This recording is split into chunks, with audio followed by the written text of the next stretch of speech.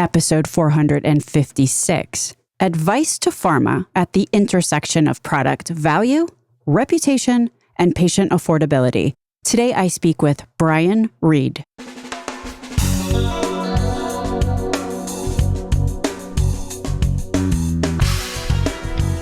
American healthcare entrepreneurs and executives you want to know. Talking. Relentlessly seeking value. This show is going to be a little bit different because what we're going to do today is offer some advice to those who may work at a pharma company. But before we get into this advice portion of the discussion, let's start here. Probably we're going to have people listening to this episode who maybe are not in our normal tribe of Relentless Health Value listeners. While there are, for sure, regular listeners who work at pharma companies, there might be some newbies on the scene here. And to you, I say welcome. I hope that you feel right at home here. You know what, though? Many of us, including myself often enough, are slightly uncomfortable because this is the place where we all kind of look at ourselves in the mirror. We all live in glass houses. After all, everyone in the healthcare industry, there's no devils and no angels here. And the trick is maximizing the good and minimizing the not so good so that we all wind up with the highest net positive possible for patients. So around here, we do not shy away from saying what needs to be said so that we all can find a way forward to serve the patient. We cannot solve problems, after all, that we have not taken a cold, hard look at. Yeah. So today, I am speaking with Brian Reid. I have been very much looking forward to speaking with Brian Reid, who many may know from his really great newsletter and really insightful LinkedIn posts. All links for everything I talk about are in the show notes, including Brian's amazing newsletter. And by the way, I am not going to say links in the show notes after the rest of the stuff I mentioned, because everything I mentioned that may seem to require a link, trust me, will be in the show notes. Brian Reid's advice, which he delivers in the episode that follows in some, spoiler alert here, but I also will say that he is much more eloquent than me and the nuances are a thing, so please do listen to the whole show. But Brian's piece of advice number one for pharma, and really any product or service, frankly, but piece of advice number one is this. Get a really solid bead on what value means. Not just to PBMs or contract pharmacies or wholesalers who are middlemen, but to the ultimate purchasers, the ones whose wallets the money is actually coming out of to pay the bill, meaning plan sponsors, such as self-insured employers or unions, patients themselves or members, and taxpayers. Again, how does value accrue to the ultimate purchasers like plan sponsors, patients/members, or taxpayers? Everybody else in the drug supply chain, let's be clear, is in the middle, pushing money around that came out of somebody else's wallet. These middlemen have their own interests that may, for sure, may or may not be aligned with the interests of the ultimate purchasers. Getting value realized by patients will depend on understanding what the value is to these ultimate purchasers and then not getting derailed by any middleman who may not be so aligned. As a sidebar on this number one piece of advice, the whole what's your value? An influence coloring this value equation made by ultimate purchasers is the prevailing beliefs of these ultimate purchasers relative to pharma, how they perceive the pharma industry. Whether it's earned or not, and this is not what we're going to discuss today, but earned or not, pharma does not have a great reputation with these folks right now.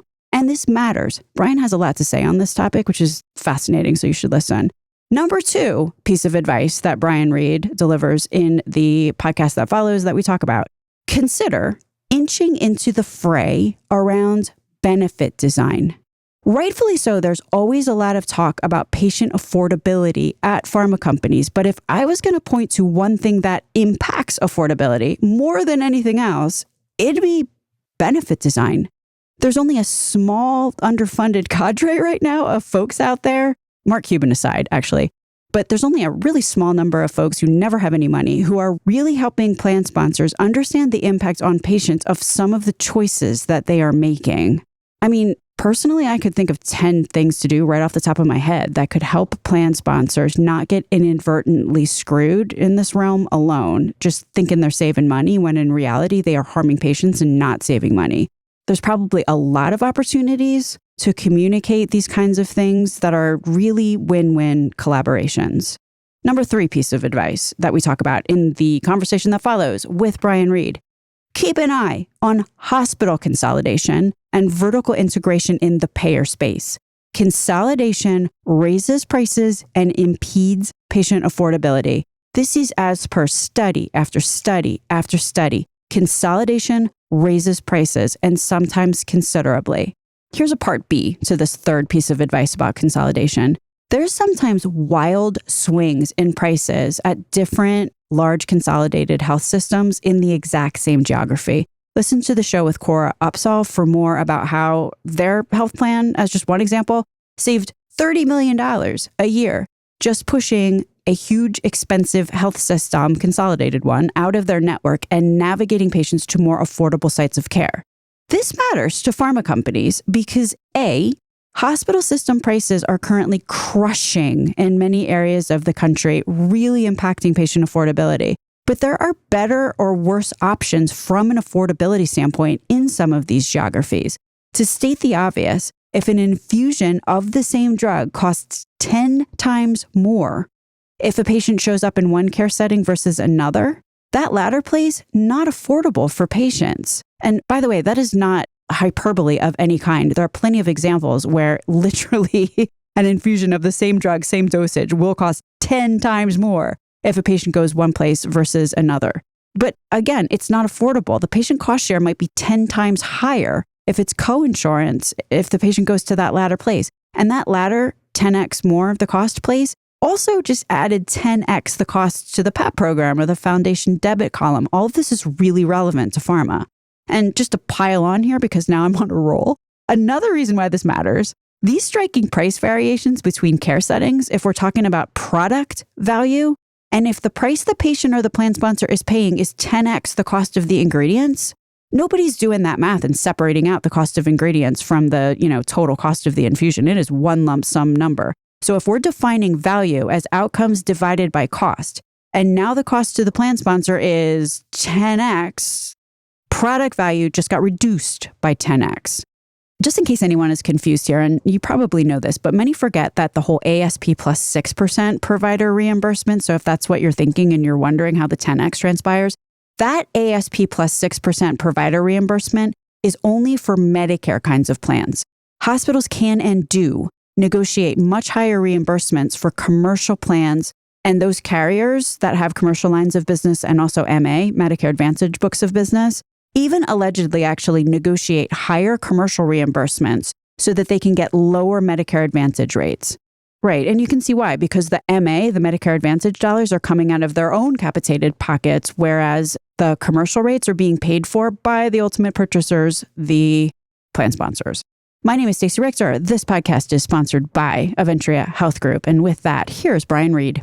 Brian Reid, welcome to Relentless Health Value. I'm thrilled to be here. So let's talk about this slippery term. Yes. Value, right? Value-based care, a value mindset, the value of a pharma. Like, ask 10 people what it means and you're going to get 11 definitions. But if we're talking about the value of medicines, why is it so critical that everybody understands this value term? Oftentimes, this is debated fiercely within very, very narrow communities. If they're not in it together, they're at least speaking the same language. But when folks within industry talk to their business partners, for better or for worse, about these topics, we leave a lot of voices out that probably otherwise would need to get heard. I think it's important to bring that discussion more broadly. How does value apply to the patient? How does value apply to society, to the payer, to the policymaker? So if I'm defining folks here, so you're saying folks talking to their business partners, do you mean pharma talking to PBMs? Pharma's talking to PBMs. We've all seen the chart of, here's how money flows through the system.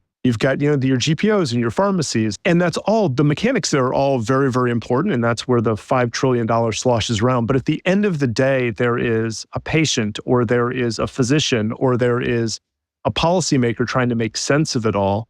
And those are the folks who I think are often not considered when we have some of these value discussions. So again, I think that pharma and PBMs, they might not necessarily like communicating with each other, but there's no question that there's kind of a shared language and a shared understanding of what's going on.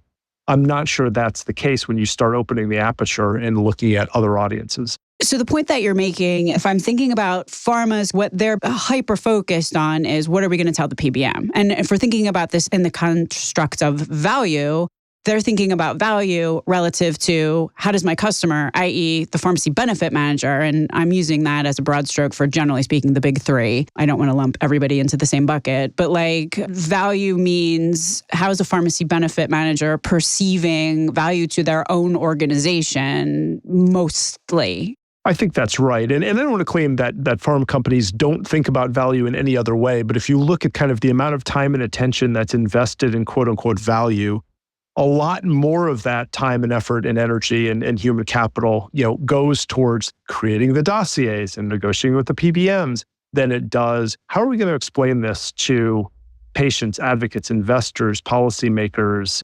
And I will also probably throw plan sponsors into that mix, like self-insured employers, for example. Like there are some folks at pharma companies who are actually concerned about these ultimate purchasers, which is what plan sponsors actually are. These are the ones who are hiring the PBMs ultimately and whose wallet the dollars are coming out of. I think the point that you're making is by this kind of like single-minded focus on thinking through like how am I going to get this contract and get the best negotiated rate, or how are we both maximizing our business opportunities here? PBMs are middle people, right? And if you're thinking about the PBMs that are contracted and working for a Medicare plan, then taxpayers are the ultimate purchaser here. And then in both cases, obviously, you've got the patients/members themselves as an ultimate purchaser, the ones who are actually paying the bills. Again, PBM is a middleman and their priorities may or may not be aligned with the ultimate purchaser. I think, you mentioned employers. Those are folks who don't necessarily wake up every day ready to grapple with complicated issues of value, but it's incredibly important to them. And so I think when we talk about opening the aperture and speaking to larger audiences, that's one of those that probably could stand a little bit more love and care. And everyone saw the Kaiser employer health benefits survey that came out, and the most striking finding in that, to me, large employers right now are paying $26,000 a year for family coverage, and yet a huge portion of the people who responded to the survey said they have no idea what percentage of their rebates from PBMs get passed back. So there's this kind of educational gulf, and whether that's a gulf of the executives or a gulf of HR, there's no question that there's a need for education here that is critical to, I think, the operation of the healthcare system, and quite frankly, to pharma getting their ideas of value out there. So why does it matter? Like, let's just say that those plan sponsors, and just like this whole rebate thing is a whole can of worms, just a shell game of the highest order. But like, what is really important that plan sponsors, i.e. the ultimate purchasers, understand here so that plan sponsors appreciate the value of medicines and maybe that these medicines are worth it? Like, it's amazing sometimes just the vitriol. For example, as just one example, I was telling a story to someone about my dad's friend who got cancer. He's like, you know what? There's this drug and it saved my life. I would have died and I'm going to survive for 4 additional years because of this drug. So I'm just repeating this story. And somebody comes out of the woodwork, right out of the woodwork, and accuses me of being somehow, I don't know, the enemy of plan sponsors or something. It was very unclear what the logic of the argument actually was, but the sentiment and the degree of just the visceral nasty was really on full display. And that's that's the fundamental challenge. People, I think within industry, there's a real sense of, why do we have a reputational issue? You look at the last 5 years, we have seen higher rates of FDA approvals than we've ever seen historically. And these aren't just like Me Too drugs. We're seeing gene therapies approved, and we have a new modality in schizophrenia for the first time in 30 years. And oh, by the way, remember we solved that whole global pandemic thing. And net prices of drugs have been falling for 6 straight, like objectively, it feels like we should be in a good place. If you look at polls, overwhelmingly percentages of Americans say, oh yeah, my life is better for the pharmaceutical industry.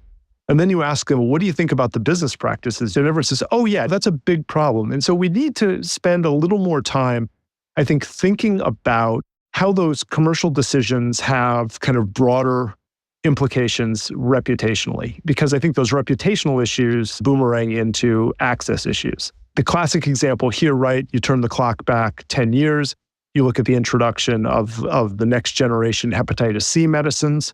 And that's a place where you had, holy moly, what an incredible innovation. You've got medicines that virtually in a very short period of time cure a massive public health issue. Hep C, by the way, hepatitis C we're talking about. Yeah. Now, 10 years later, there are still access issues. There are still states that go out of their way to restrict access to these drugs, even though prices have fallen 70, 80%. We have an access problem that I think probably arose from reputational damage that happened early on. And I think that's really where the rubber hits the road. It's not simply about they're being mean to us, how difficult it is to be pharma. At the end of the day, there are people that probably aren't getting what they could get because there's this reputational overhang. So that's the why this matters, I think, is the point that you're making. And to layer onto that, one of the challenges for a lot of these plans was the time horizon. That, for sure, drugs are a cure and are amazing, but required plans and prisons, sadly, to pay for what would have been like 10 years of treatment costs in year one. And literally plans were getting bankrupted by patients who then went out and caught Hep C again. So lots of stuff going on. And I could go on a sidebar tangent about how pharma, I don't know, maybe could have been a collaborative partner, or maybe still could, in figuring out how payment might have worked, doing stuff like the Netflix model or some of the other options that I talked about actually with Dr. Bruce Rector on episode 300. But when pharma doesn't engage with these ultimate purchasers and relies on PBMs and other middle people to, be their agents of communication, right? Like this is a perfect example of here we are with unresolved issues 10 years later. But I also want to make one really, really important point here, I think.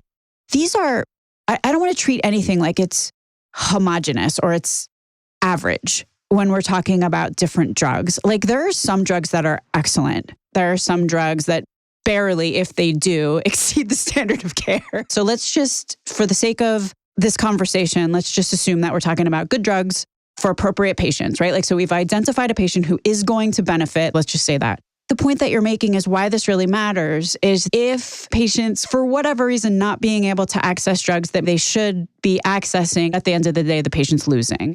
Again, there is no reason why patients should struggle to get access to cost-effective medicines, whether that's there shouldn't be formulary games, you shouldn't have utilization management. And the reality is every day patients have to jump through hoops to get medicines that are effective and cost-effective because we have a system that doesn't necessarily focus on, to get back to that word, focus on value. There are other priorities in the system. And it's very easy for reputation and things like that to kind of conflate things and make it harder to tease out, well, this is actually important and valuable.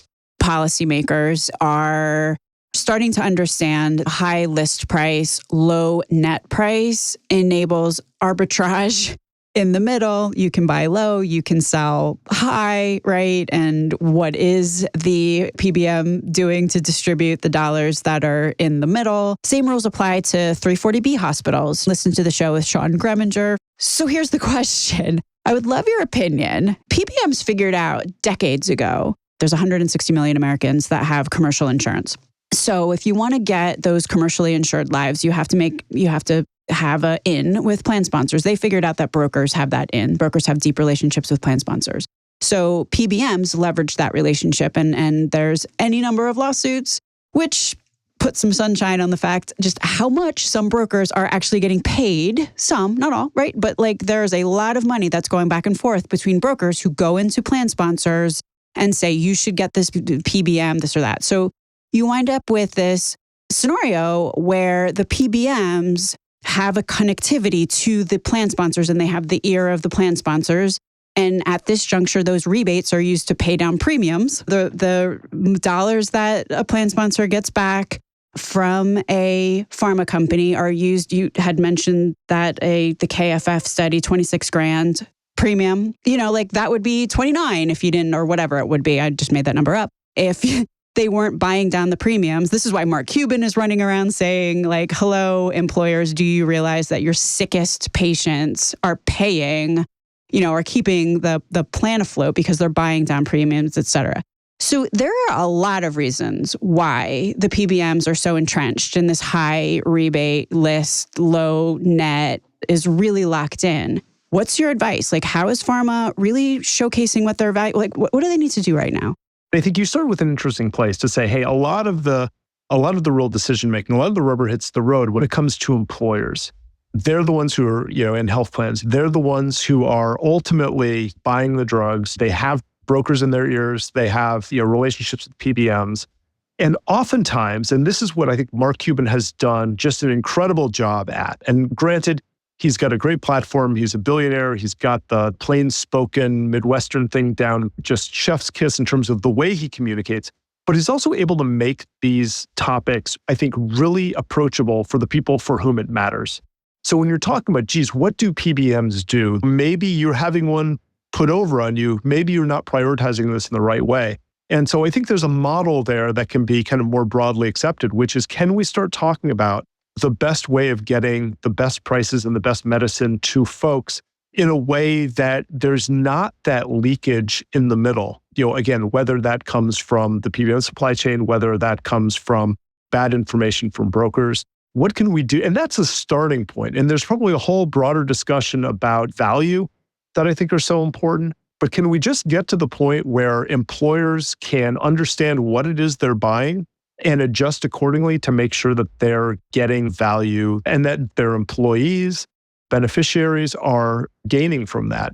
If I'm thinking about this as, how is pharma actually a collaborative participant in advancing patients getting the right med for an affordable price at the right time, right? Like, if we're thinking about that as the end goal here, number one thing pharma's going to have to do is have actually meds that are of value to this particular marketplace and really understanding what that value means to those who are purchasing the meds.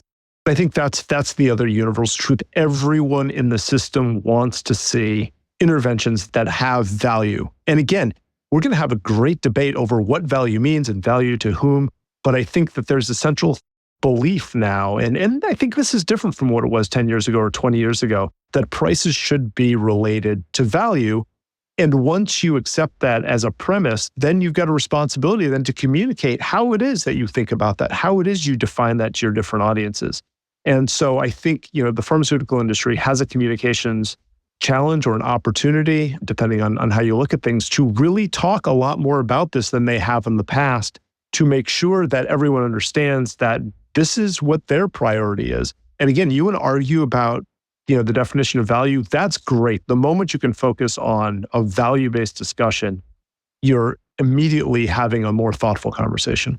And there are actually some pharma companies who cited ICER when they priced the product, right? Like, I mean, that is starting to happen. And I think that is a thoughtful way to approach it, to be looking toward the market and thinking about cost effectiveness in that way. I mean, I'm certainly celebrating any company that goes and puts the price of their new product in the press release and hums a bar or two about why it's priced the way it's priced. Those are the baby steps that get people thinking that, okay, this price has a basis in reality. And we can talk about that. We can debate it. But that's the debate that industry should want to have. And again, I feel like they're increasingly comfortable doing that. And that is to everyone's advantage. Because again, these are some of the things that I think are beliefs that are universally held, not only in the healthcare system, but probably the American populace at large. At the same time, let's say the pharma prices the product as per ICER guidelines or based on a value equation of some kind. Is that gross or net? And that matters. I was talking to a colleague the other day who was telling me, and this is about the 80th time I've heard the same story, so this is not some weird outlier, but my colleague worked for a pharma company on a brand that they priced reasonably. They went to the PBM and the PBM said, yeah, your list isn't high enough. So you can't give us the rebates we and our plan sponsors are looking for. So come back next year after you raise your prices. Also, without the high list, PBM and plan sponsors cannot maximize plan member out-of-pockets and can't maximize premium offsets, therefore. So, I think pharma also has an obligation to get people to understand benefit design better. And if the paradigm that I just talked about above, which, maximizes the ability to cost shift to plan members is kind of status quo, who's talking about that? Is that optimal? I don't know the answer to that question, but it's worth discussing. I think pharma also has an obligation to get people to understand benefit design better. And it's like, oh, wow, that's an easy task. Everyone loves talking about benefit design. But I mean, at the end of the day, that's part of it, and we can start by some things that everyone agrees on. Patients should not be exposed to list prices, period, ever. I spent my formative years in Washington, D.C., and they played a commercial on the radio every 10 minutes for the decade plus I lived there. That was from a diamond company that said, no one pays retail anymore. Why should you? And that's really, that's like the motto here for what, and it's not just pharma, but I think pharma has a role to say, look, all of these folks in the supply chain are not paying based on the list price. You shouldn't either. And that seems like a simple and non-controversial thing. Now you can talk about, hey, there's all sorts of rebates and discounts in the supply chain, and we should apply those all to patients at the point of care. That's probably a little more controversial, but we can start with something really basic and say, pharma has an interest in benefit design. And one of the first principles is patients shouldn't be exposed to this kind of list price.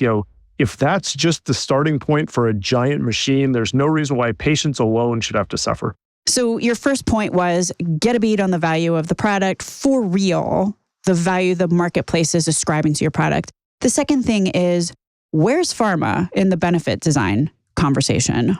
You are assuming the doctors are prescribing this for the right reason, right? So they need the med. It's been determined that they need the med and now they can't get it. So make sure that some of these plan sponsors are really aware of some of the choices that they're making. Maybe pharma does have an interest to really understand how these benefit designs are impacting patients' ability to get their meds, to have access to meds. And by the way, maximizers are included in that. I think sometimes people think about these maximizers and accumulators, and that's a whole other topic that we're not going to talk about, but they are actually part of benefit design. They're absolutely part of benefit design. And again, if you sit down an average American, explain how these work, maximizers, accumulators, alternative funding programs, we're going to make you functionally uninsured, and then we're going to have you go out there and seek charity care, even though you're a well-paid executive. And so I think there needs to be this understanding that when you start playing these games, and the people who get hurt from bad benefit design are the patients. And whatever savings you think that you're getting, again, is going to come on the backs of these people. The horror stories are terrible here. I can't get my chemotherapy because it's gone through this incredibly Byzantine process that is designed to kind of trick the system. And so again, just understanding all of those intricacies of benefit design. No one really wants to talk about this. But in a world in which the average family costs $26,000 a year to insure, we probably need to be turning over those rocks. A lot of the benefit teams, they're between a rock and a hard place a lot of times, where they're like, we have to, our benefit just went up 15%. We got to figure out how to get 15% savings. And then all of a sudden somebody comes in with this magic maximizer program or some other program. And if no member goes in and really complains to HR about how they got stuck with a $6,000 drug copay co-insurance bill in June and stopped taking their med and wound up in the ICU for 3 days avoidably, or their formerly under control disease is now out of control and they had to take a leave of absence, right? Unless there's actual complaining, in all fairness, how is HR going to connect the dots when all of a sudden a patient has tens of thousands of dollars in some acute medical event, which was avoidable, but the data is siloed, right? Or how do you even know that was avoidable and the patient was aware that there was a problem? Now, under no circumstances is this some kind of apologia for high list prices. But when things start to tip into the place where patients are not able to afford essential medications because their plan design is doing something weird, then now this is a conversation relative to how are we going to fix this collaboratively? Not let's start pointing fingers and the patient's the one that's stuck in the middle. Yeah, and this just gets to, I don't think that there's any magic bullet solution. I think that once people understand what the options are, what the trade-offs are, we can at least be more thoughtful about these conversations. Because right now it becomes really easy to escape responsibility because the system's just too complicated. We don't have a base level of understanding. Can we get to the point where, employers understand so that they can really think about, again, maybe they need to make that decision that they're going to have fewer benefits, and that's just what they have to do from a fiscal standpoint. But at least they understand what those trade-offs are. In the same way that, I think industry understands that if they have a hard time selling on the value of a medicine, they may have a harder time getting that access. These things are not unrelated. The second piece of advice that I'm hearing you say, Brian, is messaging against programs and benefit designs that negatively impact patients, right? There's all these sales pitches talking about the amazing way that we can save all of this money by, cutting, and there's a lot of equity, there's a lot of problems with having patients functionally uninsured to see if you can throw them on a patient PAP program, from the delays to the non-equitable nature of that to the, right, I could go on, I am not going to. Sales pitch is kind of, from some of these maximizers or some of these alternative funding programs or whatever, they kind of go unanswered. And again, if you go in with your eyes wide open and your employees go in with their eyes wide open and you understand that you're in a place with an accumulator and, oh yeah, I'm sorry, all this patient assistance, we're just going to take from you and force you to, to pay your deductible. If everyone goes in with their eyes wide open and is okay with that, that's one thing. But every story you read about these programs, the element of surprise features largely, and that doesn't help anyone whatsoever. So, I don't want to be dismissive of the idea that, hey, healthcare costs a lot in this country, and we need to be creative about thinking about ways of fixing it. I think the idea that there are all these magic bullets out here that are going to solve the problem, there's a lot of that hope peddled, and at the end of the day, it's pretty clear who those bullets are hitting. That for sure. So we've got number one, really crystallizing what is the value for the various segments and stakeholders who are relevant in the patient journey. And that's not limited to a PBM or a hospital contract pharmacy. It's about talking in the language of the ultimate purchasers of healthcare, as opposed to just kind of taking the L, which I think a lot of pharma, you talk to them about employers, they're like, oh, they're so beholden to the PBMs. They have no agency, which I don't know, maybe that's true. But I guess you kind of can't say that if you're not trying.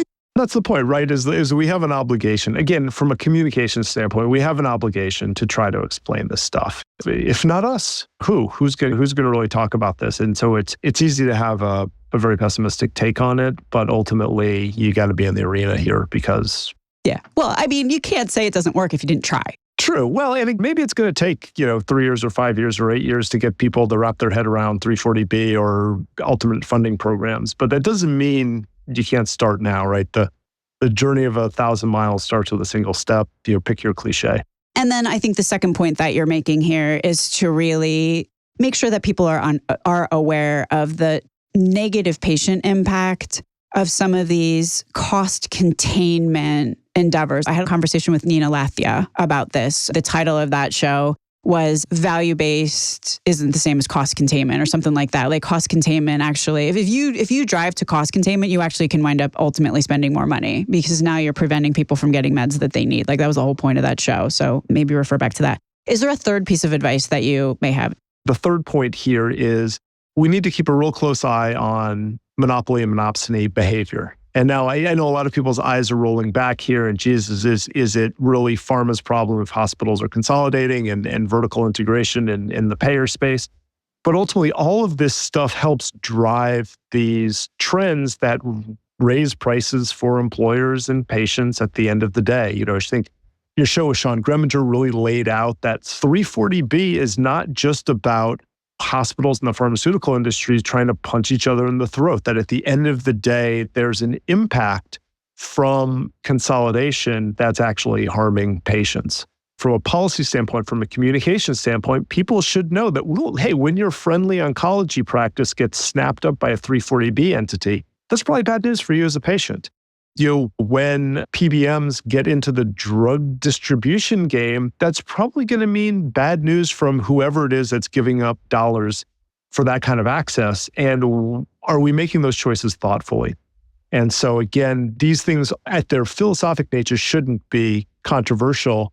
Execution is always a bear. The devil is always in the details. But these are the sorts of things where if we want to talk about what the communications priorities are, these are places where there ought to be at least a foundation of agreement before we even get into the details.